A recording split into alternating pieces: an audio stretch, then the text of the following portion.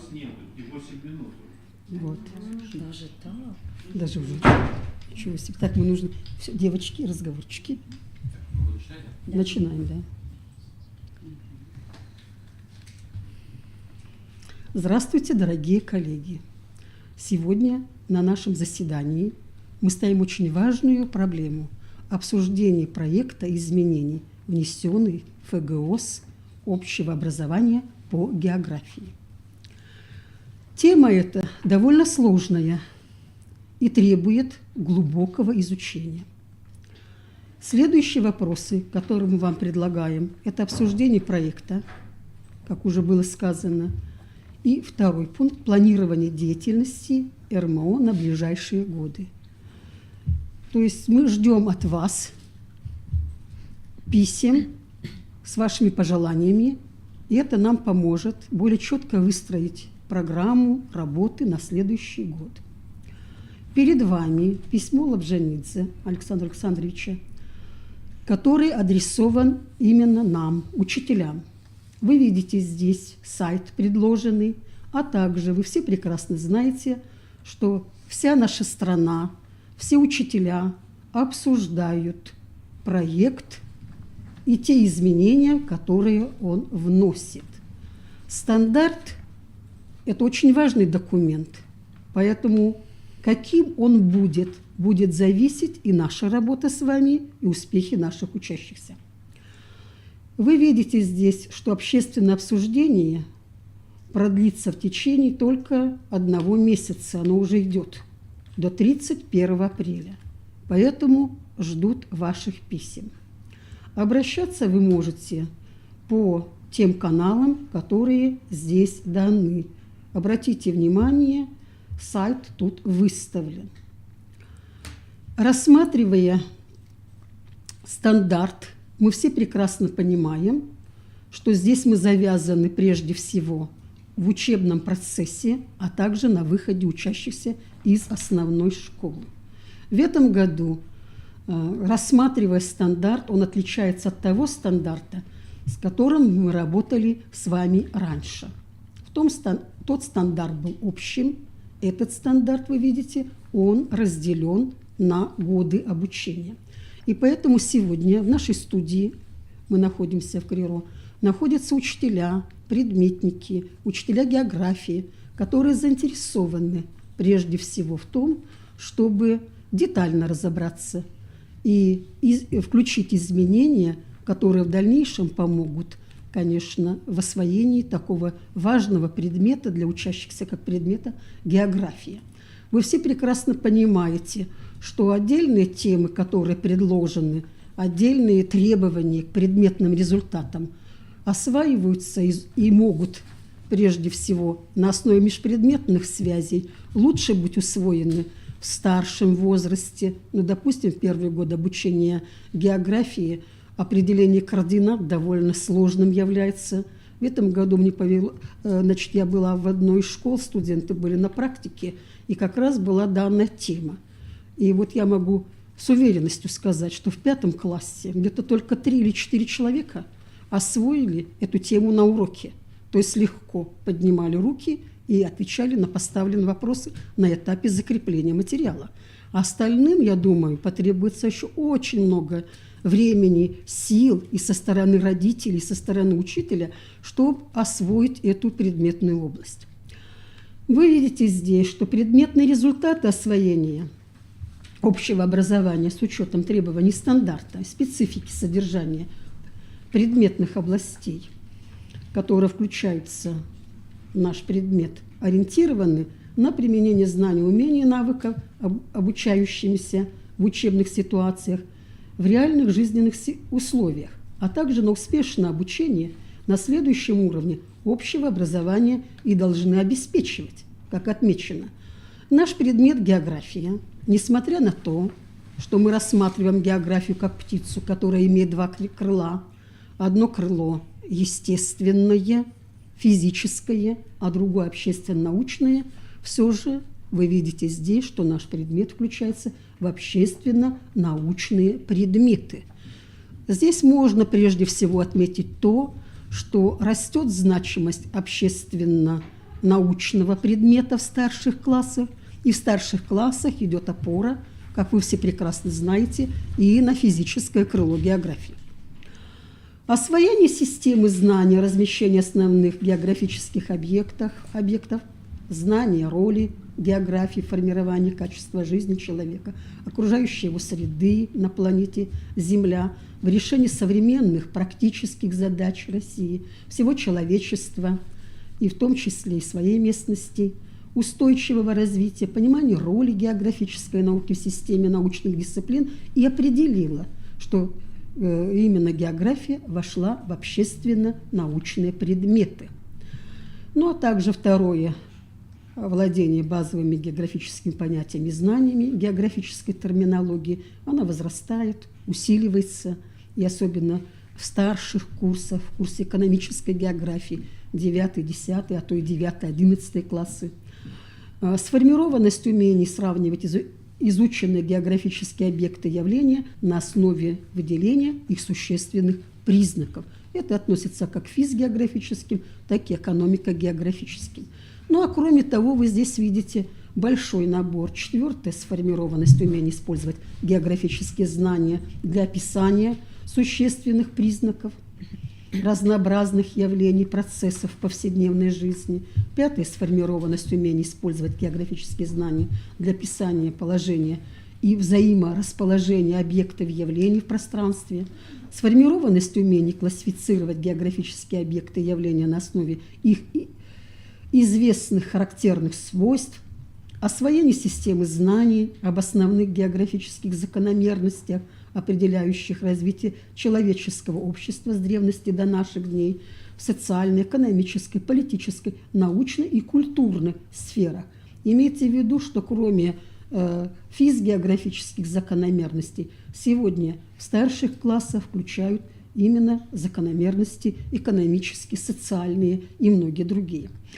Сформированность умений устанавливать взаимосвязи между изученными природными, социальными, экономическими явлениями и процессами, реально наблюдаемыми географическими явлениями и процессами. Сформированность умений объяснять изученные географические объекты явления, их влияние на качество жизни человека, качество окружающей среды. 10. Сформированность умений выбирать и использовать источники географической информации. Их у нас довольно много. Это и картографические источники, статистические таблицы, текстовые, видео, фотоизображения, компьютерные и так далее. Не говоря уже о том, что снимки из космоса сегодня также имеют большое значение в процессе преподавания курса географии. Все это должно быть и решение этих учебных практикоориентированных задач в повседневной жизни. 11. Сформированность умений представлять в различных формах в виде карты, таблицы, графика, географического описания, географическую информацию, необходимую для решения учебных и практикоориентированных задач. 12. Сформированность умений оценивать характер взаимодействия деятельности человека и компонентов природы в разных географических условиях с точки зрения концепции устойчивого развития. Обратите внимание именно концепции устойчивого развития. 13. Сформированность умений решать практические задачи геоэкологического содержания для определения качества окружающей среды своей местности, путей ее сохранения и улучшения. Именно наш курс географии является самым экологизированным курсом. Ни один курс географии, ни один курс и учебный предмет не может сравниться именно с тем, что он так экологизирован, несмотря на то, что экология возникла, развивалась первоначально как биологическая наука. Сегодня мы ставим такие вопросы обсуждения перед вами, они выделены разными цветами. Отвечают ли требования запросам современного мира? Какие требования вы считаете лишними и почему? То есть необходимо аргументировать, а не просто отметать и считать, что да, этому учить мы не будем. Что необходимо изменить в требованиях? Каковы риски реализации требований? Потому что, да, мы не можем убрать очень многое, потому что география формирует мировоззрение. И здесь работают все годы обучения на такое формирование. Не случайно Организация Объединенных Наций называет географию одним из самых важных предметов наряду с историей, математикой и языками. Вот 4 предмета они считают самыми главными в формировании личности и гражданина любой страны. И сегодня мы постараемся рассмотреть именно по годам обучения, как произошли, какие изменения возникли. Вы прекрасно знаете, что и видели, наверное, что в приложении 6 даются все требования по различным годам обучения. И мы начнем с первого года обучения. Первый год обучения – это 5 класс. Детки еще очень маленькие, только они переходят к нам из начального звена. И здесь большое количество, соответственно, учебных предметов. Тем более география в 5 классе, имейте в виду, всего лишь 1 урок, 1 час. Как и в 6 классе. Это практически работа впустую, вы прекрасно понимаете. Целую неделю не видеть ребенка, и что он сделал за эту неделю, или только в последний день перед уроком он подготовился и что-то привел в порядок. И вот первый год обучения нам раскроет Селявка Виктория Владимировна. Она учитель МАУ СОЖ номер 38, учитель географии, завуч этой школы, замдиректора. Я даю слово. Пожалуйста, Виктория Владимировна. Здравствуйте, коллеги. Я представляю вашему вниманию на обсуждение предметных результатов освоения первого года обучения учебного предмета география. Вот. Ну и первое, на что хотелось бы обратить внимание, да, отвечают ли требования для первого года обучения запросам современного мира. Но считаю, что да, отвечают, потому что все-таки в этих предметных результатах есть такие умения, как, к примеру, находить в различных источниках информации, факты, то есть это действительно требование, которое необходимо в современном мире, или выбирать источники географической информации, необходимые для изучения истории, открытия, к примеру, да, географических открытий, или, например, представлять информацию в различных формах, да, о путешествиях и географических исследованиях Земли. Поэтому, конечно, говорить о том, отвечают ли требования запросам современного мира, да, я думаю, что отвечают. Кроме того, здесь для предметные результаты освоения первого года обучения входит еще такой предметный результат, как приводить примеры использования геоинформационных систем в повседневной жизни. Ну, на сегодняшний день мы знаем, какие у нас дети продвинутые, и, конечно, маленькие дети, и пятиклассники в том числе, они, в общем-то, достаточно легко осваивают разнообразные современные вот эти вот карты, в том числе и геоинформационные системы. Поэтому, да, соответствуют запросам современного мира. Но интересно, что предметные результаты освоения первого года обучения вот в данных материалах, да, они представлены по следующим темам. Первое – это, конечно, географические открытия. Ну, то, что было и, в общем-то, в прошлой программе, да, в прошлой основной образовательной программе. Это В стандартах, да? Да, в стандартах, да. Это и движение Земли, а также ее следствия. Вот тоже рассматривается в 5 классе. Достаточно сложная тема, на мой взгляд, для понимания, потому что здесь, вот можно дальше прокрутить, да, здесь учащиеся должны уметь устанавливать эмпирические зависимости между продолжительностью дня и географической широтой местности. Хотя достаточно сложно, вот, потому что у детей еще не очень абстрактное, так скажем, мышление сформировано, и поэтому вот эту зависимость им установить трудно, даже если проводить наблюдения с использованием, допустим, цифровых образовательных ресурсов.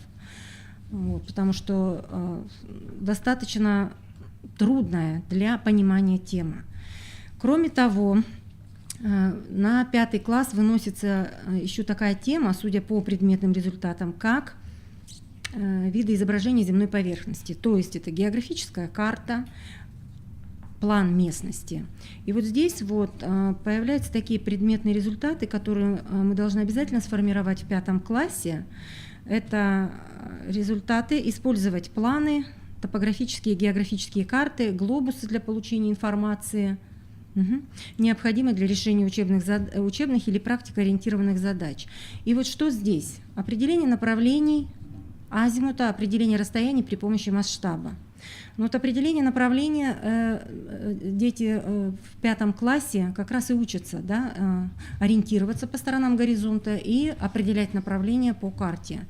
На мой взгляд, этого достаточно, если вот эту тему и рассматривать в 5 классе и, допустим, формировать вот эти предметные результаты.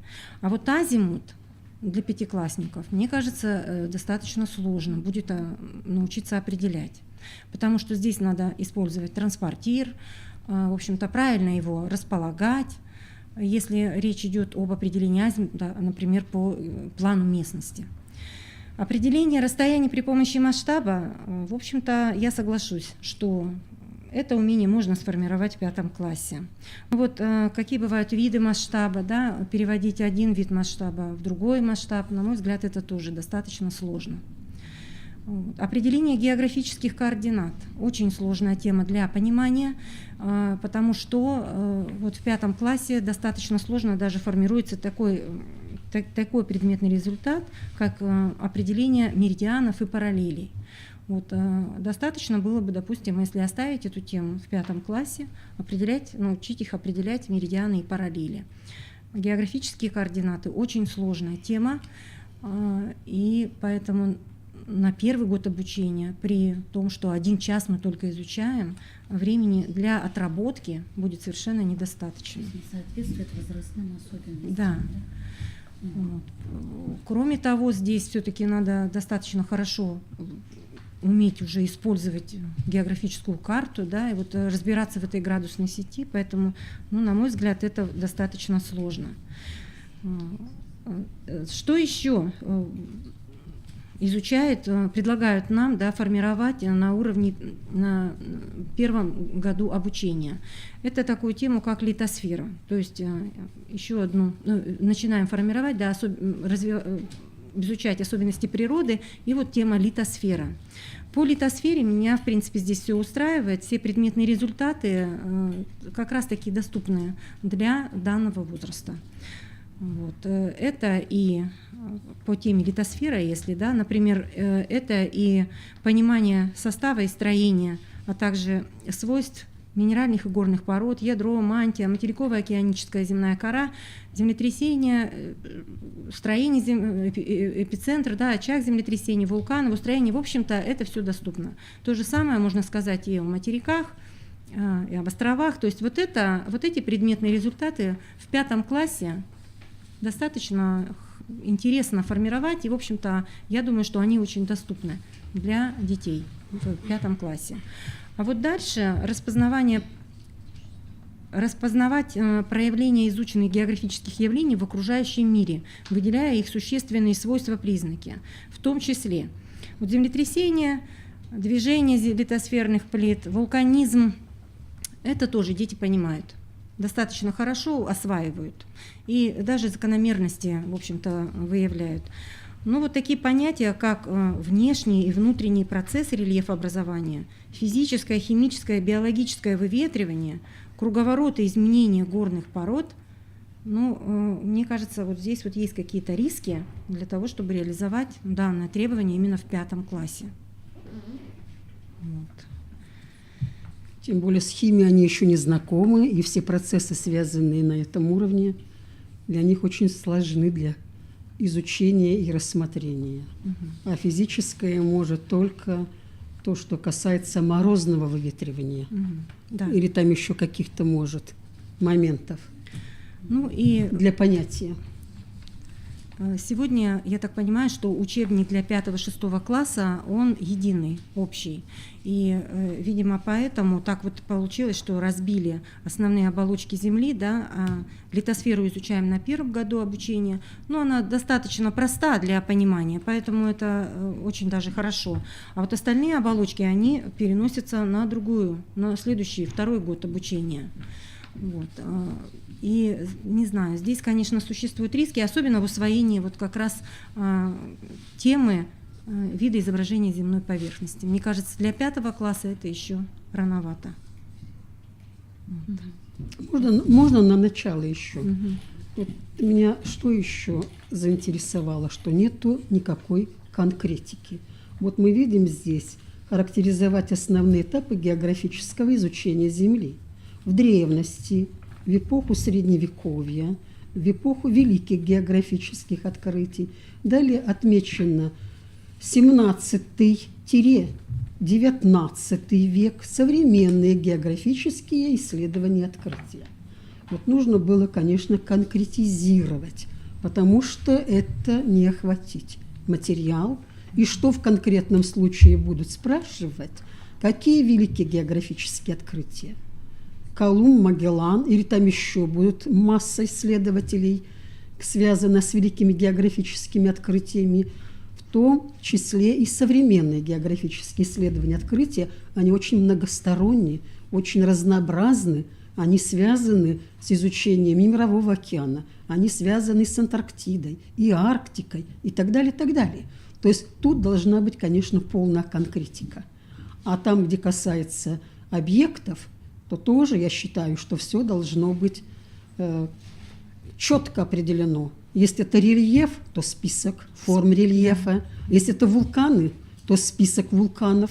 То, что должен ученик на минимум, ведь стандарт мы определяем на минимум. То есть то, что на 3 освоение материала, все, что выше, это 4-5, это уже сверх того. Тем более мы не можем ориентироваться только на те объекты, которые освещены в том учебнике или другом учебнике, а сегодня подходы разных авторов очень различны. Поэтому, конечно, вот в этом плане тоже необходимо. И еще бы хотелось остановиться на такой важный вопрос важный, который прежде всего, так, примеры, посмотрите, вот тут географических объектов, то, что я говорила, так, явлений, изучаемых различными ветвями географической науки. Да, на первом уроке учащиеся знакомятся, что география очень большая, включает различные ветви, и то, и другое, но это все идет как ознакомление. Поэтому, конечно, я не думаю, что в концу 5 класса уже четко может привести пример. Это тоже довольно сложным является для детей. Это когда уже пройдены все различные, будем говорить, курсы и отраслевой состав различный. Ученик уже с легкостью может сказать, что изучает экономическая и социальная география, историческая география и так далее, и так далее. Вот на это, конечно, тоже надо обратить внимание. И снова мы конкретики не видим в стандартах. Снова не видим. Горные породы минералы – это тоже понятие очень растяжимое.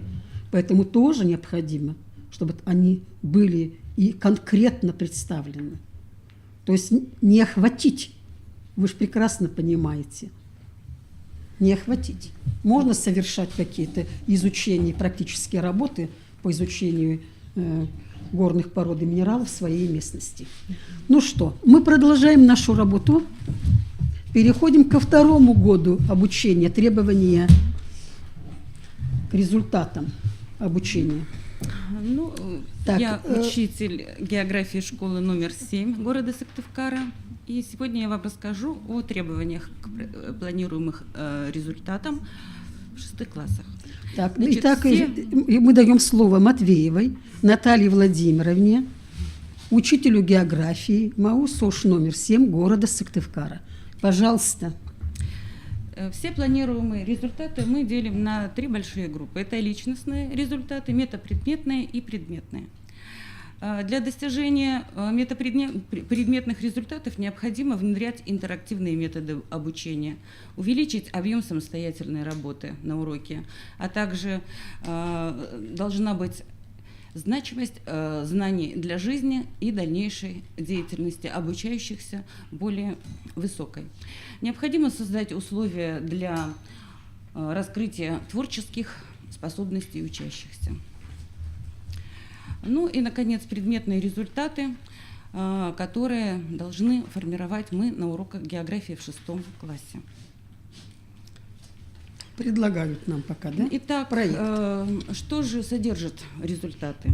Они должны отражать сформированность следующих умений: находить, извлекать, использовать информацию, описывать по физической карте и глобусу местоположения изученных географических объектов, определять тенденции изменения температуры воздуха, количества атмосферных осадков и так далее. А также получать информацию об отдельных компонентах природы, различать изученные географические объекты, распознавать проявления изученных географических явлений в окружающем мире. Проводить измерения, устанавливать зависимость между температурой воздуха, объяснять значение круговорота воды и других веществ, а также использовать знания об особенностях отдельных компонентов, классифицировать моря по местоположению, показывать на карте крупнейшие географические объекты, а также описывать положение главных морских объектов. Ну и, конечно же, встает вопрос, что же необходимо изменить в данных требованиях. Есть следующие риски. Во-первых, низкий уровень качества по предмету, он имеется вследствие большого объема теоретического материала. На сегодняшний день шестиклассники имеют большие возможности теоретический материал найти для себя. Это и средства массовой информации, это и телевидение, это и YouTube. И, конечно, дети знают очень много о географических объектах, но это в основном материал не теоретический, не тот материал, который мы изучаем на уроках географии. Значит, в 5 и 6 классах в учебном плане предусмотрено по 1 часу, что катастрофически не хватает для освоения материала, того фундаментального материала, тех академических знаний, которые закладываются как раз именно в 6 классе. Недостаточно времени для закрепления учебного материала. Ну и, конечно же, кабинеты географии современные, они не оборудованы приборами, которые необходимы для практической деятельности, недостаточно оборудования. Какие требования необходимо добавить? Ну, во-первых, нужно добавить требования, которые позволяют устанавливать причинно-следственные связи. В связи с тем, что в заданиях ОГЭ и ЕГЭ очень много заданий, которые как раз вот оценивают эти причинно-следственные связи. И именно умение устанавливать причинно-следственные связи ребенок должен научиться в 6 классе, потому что именно здесь закладывается основа географии. Также необходимы требования, которые позволяют достичь глубоких знаний из смежных дисциплин. Вот смежные дисциплины в 6 классе, они тоже очень активно работают на достижение учебных результатов. Например, физика. Это и атмосферное давление, и влажность воздуха. Но физика изучается значительно позже. Я об этом и говорю, что атмосферное давление мы даем с точки зрения географов. Там физических знаний у них еще нет, и они еще не сформированы, и поэтому, может быть, само понимание этого явления, оно дается не всем легко. Также влажность воздуха – это тоже явление физическое. Оно изучается на уроках физики в 7 классе.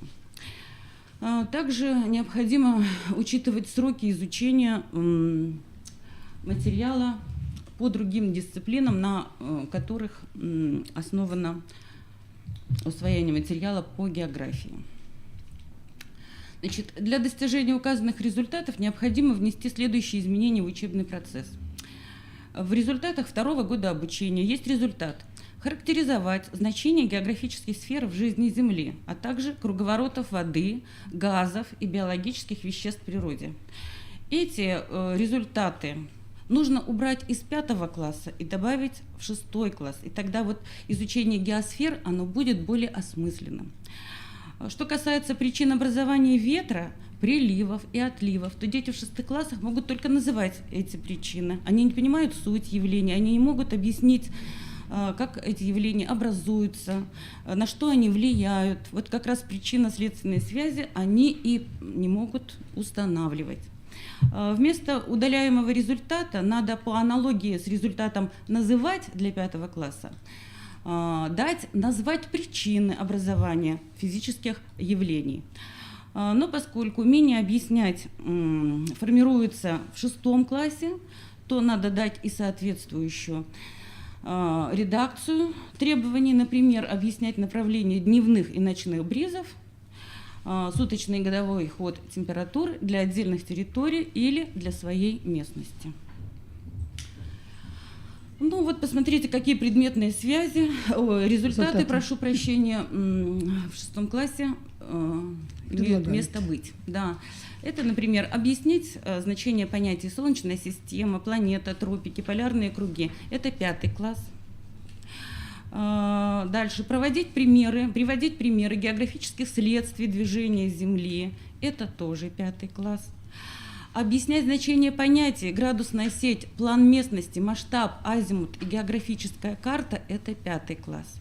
Но дело в том, что вот эти предметные результаты, они как раз очень хорошо ложатся на 6 класс, да, на географию в 6 классе. Почему? Потому что, во-первых, что такое градусная сеть, что такое план местности, что такое масштаб, азимут и географическая карта, они не могут понять в силу своих возрастных особенностей. То есть детям просто очень сложно даются вот эти термины, тем более учебники все ОМК предлагают очень сложные определения, которые дети, во-первых, не могут запомнить, а во-вторых, выучить.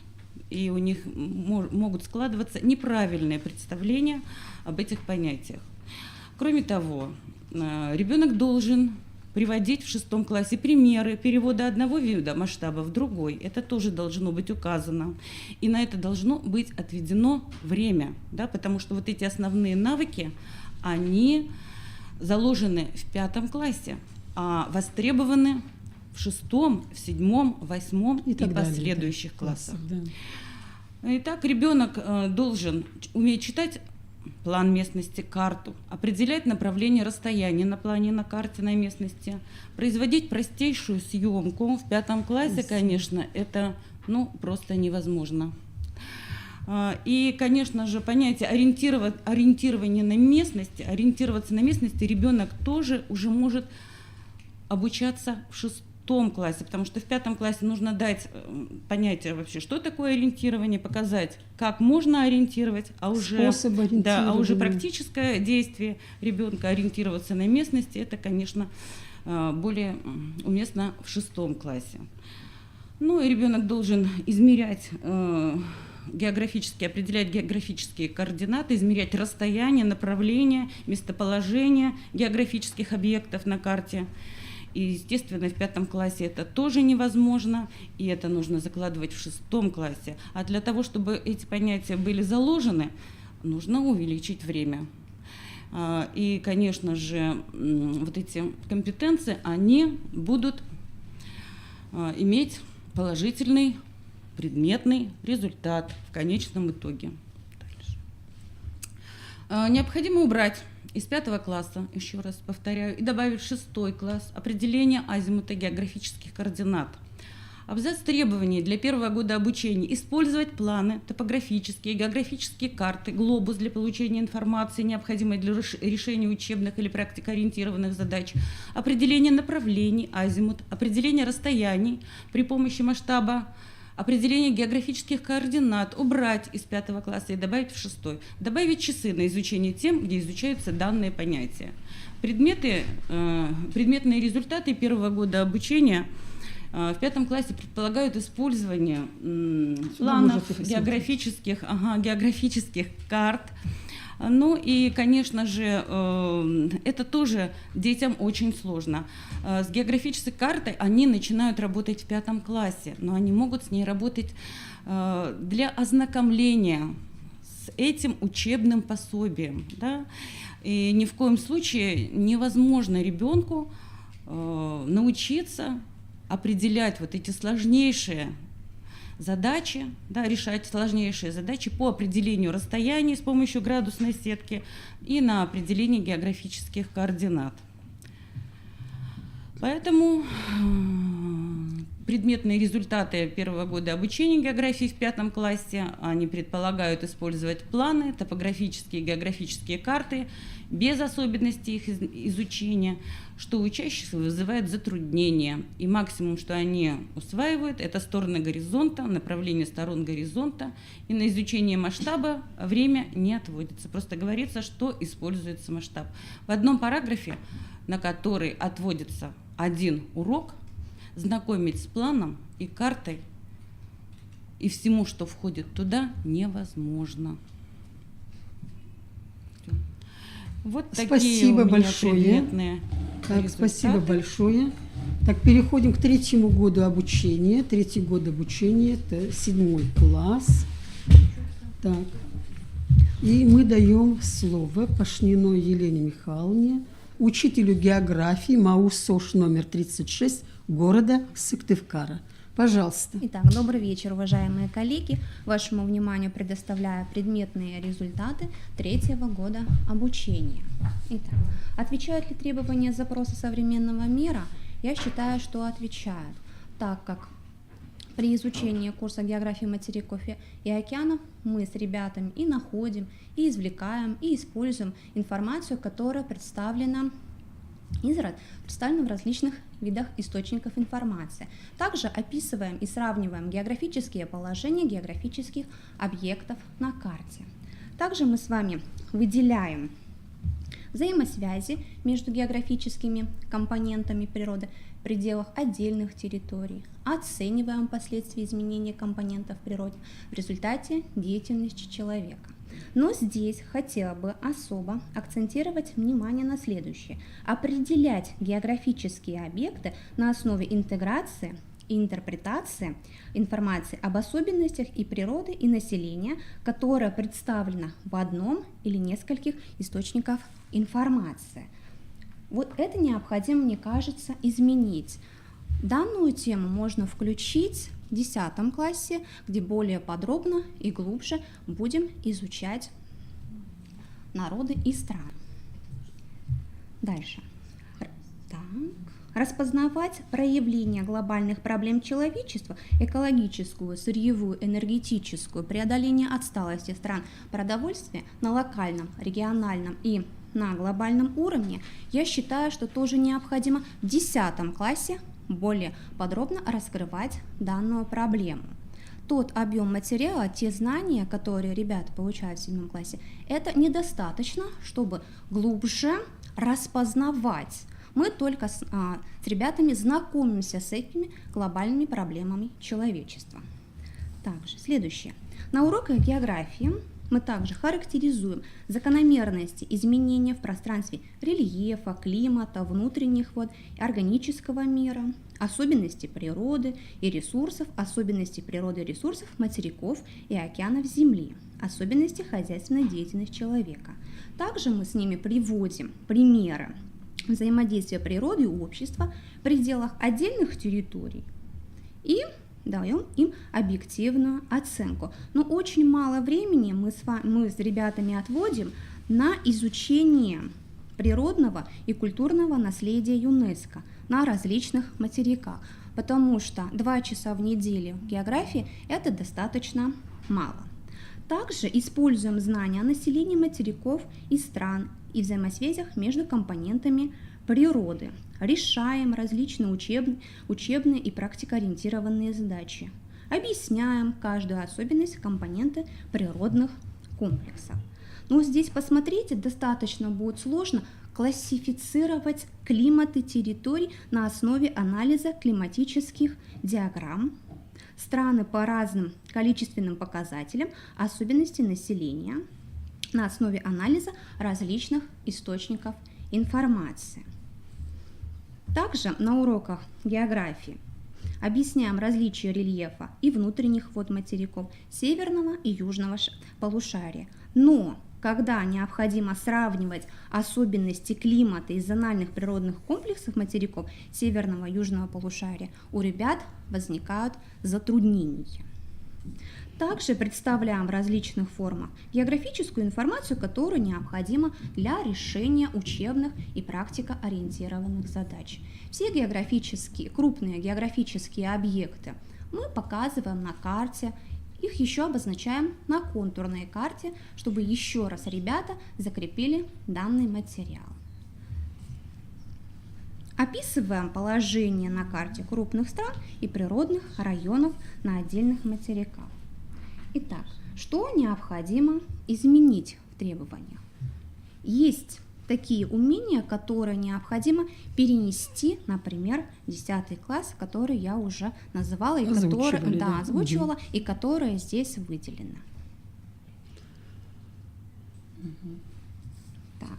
И каковы риски реализации? Я считаю, что для положительного результата при таком объеме материала то количество часов недостаточно, чтобы глубже изучать данный материал. Так, мне хотелось бы добавить, тут тоже нет списка номенклатуры. Мы видим, да, надо то, надо это, а нет конкретики. Так, и, соответственно, то, что касается, и раньше вся номенклатура была представлена по каждому отдельному материку, океану, то здесь мы тоже ничего этого не видим в этих стандартах. Поэтому тут надо дорабатывать, выходить, имеется в виду, и вы там наверху, которые находятся и разрабатывают стандарты, чтобы на это обратили внимание. Спасибо большое. Так, следующие годы обучения, это 4-го и 5-го, это география России. И мы приглашаем сюда Нестерову Ларису Владимировну, учителя географии, замдиректора технологического лицея города Сыктывкара. Здравствуйте, уважаемые коллеги. Ну, вообще хочу сказать, что вот все предметные результаты, если вы проанализировали, нажимайте дальше, значит, они все равно так или иначе связаны с метапредметными результатами. Правильно? Конечно. Универсальные учебные действия, информационные, коммуникативные, познавательные. Просто они насыщены нашим предметным содержанием.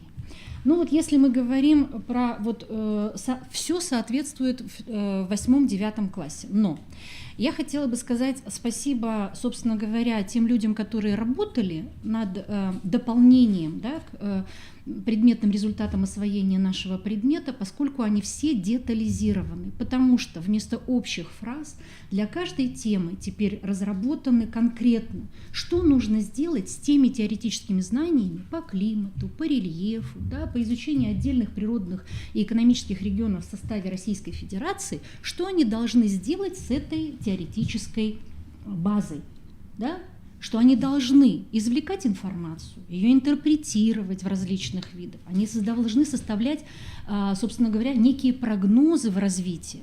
Да? И когда мы рассматриваем вот этот документ, мы видим, что хорошие глаголы, использованные составителями, да, разработчиками этих предметных результатов и в целом стандартов.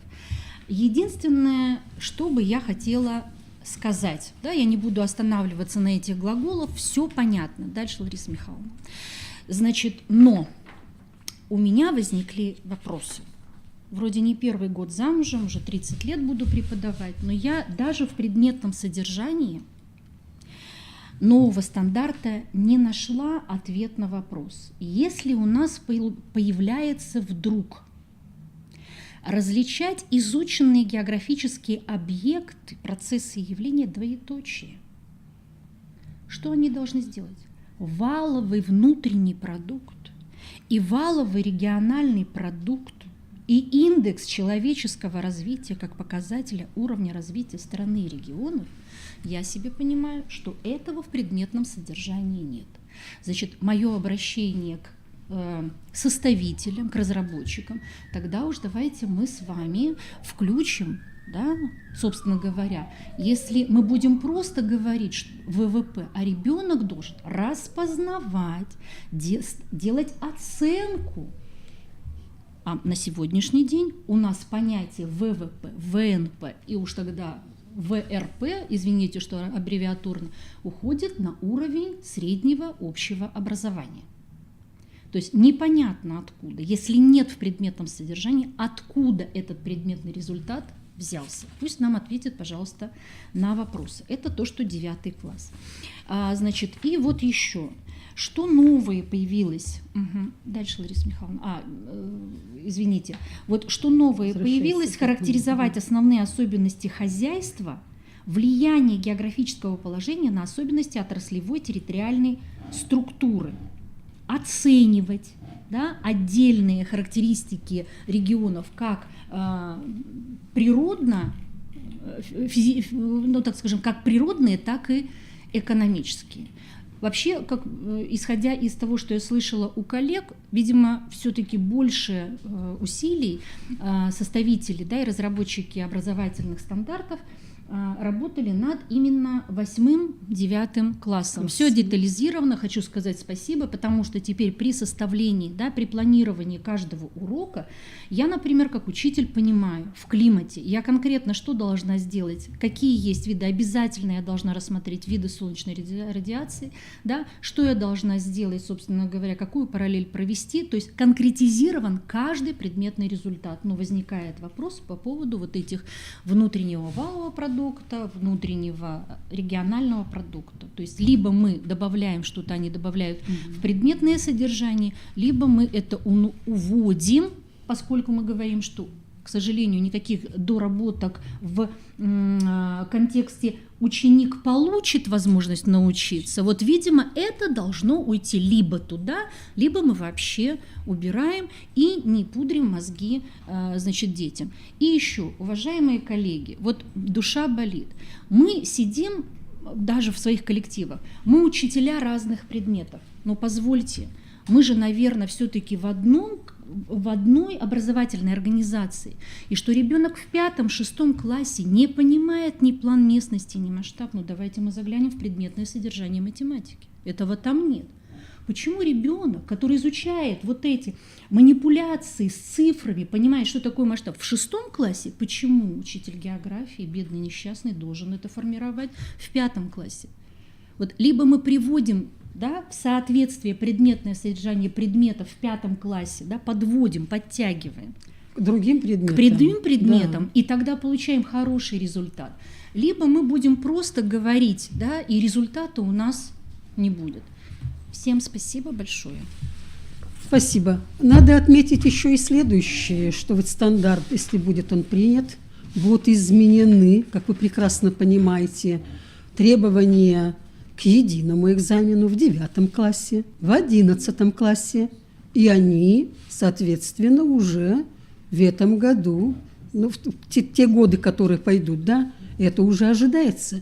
Поэтому от нашего отношения к изучению, анализу очень многое зависит. То есть вся страна сегодня и учителя обсуждают стандарт, поэтому мы просим вас принять самое активное участие. Мы просто в силу определенного отсутствия, будем говорить, большого количества времени, мы не можем, как вы все прекрасно понимаете, рассмотреть каждый пункт. Мы дали основные направления.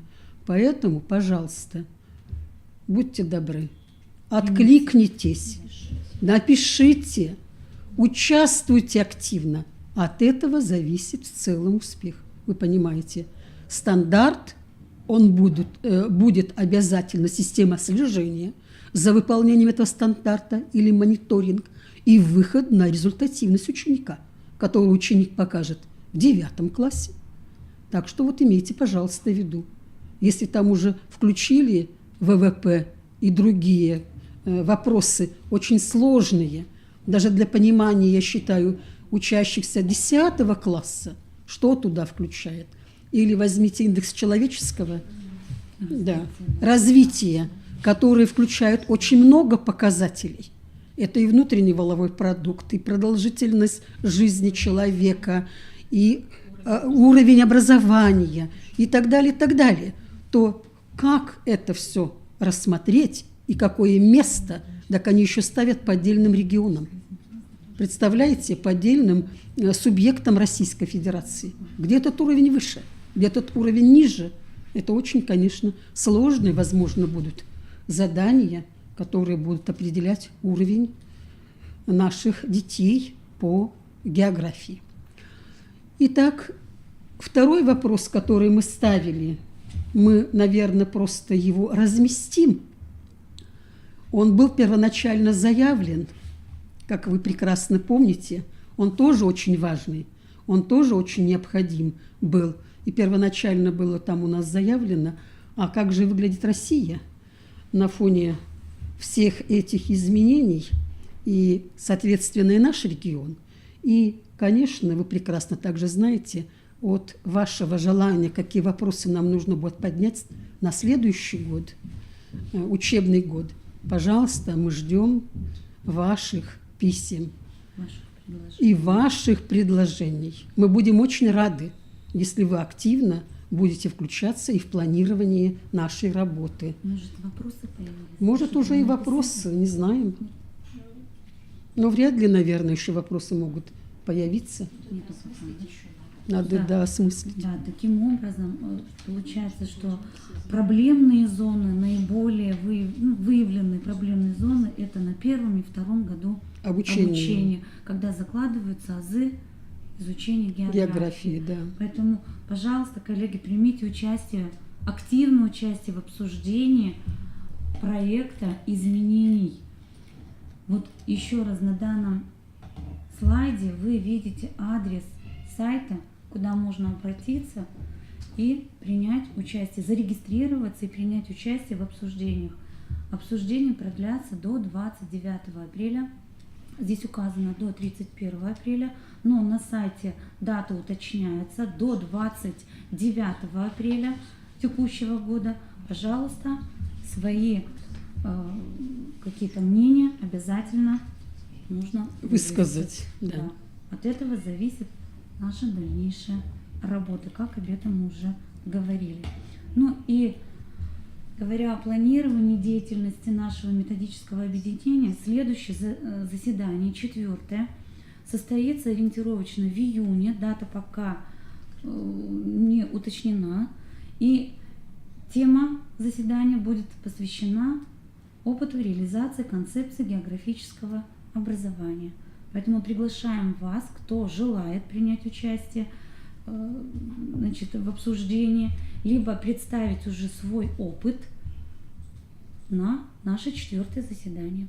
Можно написать нам, адреса, электронные адреса вы можете найти на сайте «Открытое образование», и написать нам письма, и мы уже запланируем ваше выступление на следующем заседании.